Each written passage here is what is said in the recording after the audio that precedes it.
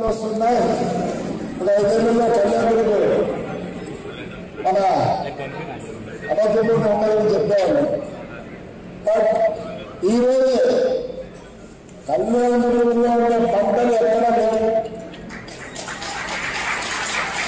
Only because of horticulture and drip system.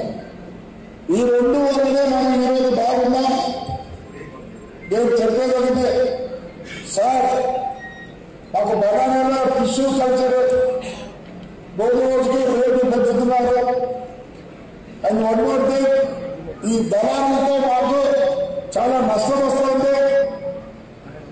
అసలు ఈరోజు 27,000 రూపాయలు ఉందంటే because of only one man. ఆయన మహారాష్ట్ర నుంచి మాధవన్ ఉన్నాడు. బికాజ్ ఈ supply to Jammu and Kashmir. Today the rate is 27,000 rupees. First of all, we have to restrict the middleman side. Otherwise, there will be a loss to the cultivators. Means, మనం ఇవన్నీ చేస్తున్నాం కానీ పంట వచ్చినప్పుడు we are not able to get the nice rate to the agriculturist. So we have to take care of the middleman side. Something has to be done. అదే ఒకప్పుడు మా 14 రూపాయలే ఉండేది. ఎక్స్పోర్ట్ వచ్చినప్పటి నుంచి ఎస్పెషల్లీ తారపేట నుంచి మననే మోగిపోయినాయి. దిగువ చంద్రబాబు నాయుడు ఫస్ట్ చంద్రబాబు నాయుడు వచ్చినప్పుడే లాస్ట్ 5 years కింద ముందు బనానా పోయింది. ఇరాన్ పోయింది. రష్యా నుంచి lot of banana. So you have to encourage the agriculture by using nice rates.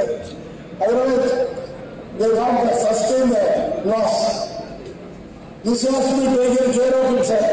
Please, and one more thing, today I am very grateful to my collector. Very energetic collector is here. Sir, you have started it. Don't stop it. Because of you, today all the people have come here. They came to know that something will get so. So tomorrow, don't do it here. So you have started it, it has to go.